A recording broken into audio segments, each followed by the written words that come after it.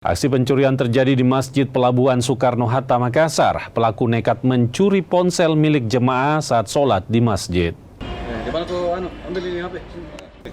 Dari penyelidikan yang dilakukan, tim The Ghost dermaga Polres Pelabuhan Makassar akhirnya menangkap pelaku Rijal berusia 34 tahun.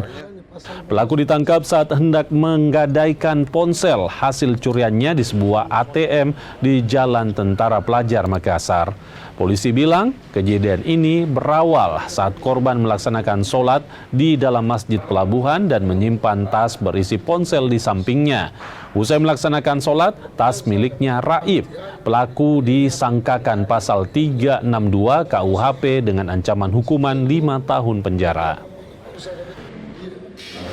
Jadi dia cara mengambil HP dengan HP yang diletakkan di atas meja masjid yang dimana pelapornya sementara sholat di dalam tas. Berarti ditinggal itu barang buktinya, ditinggal di situ HP-nya itu bagaimana?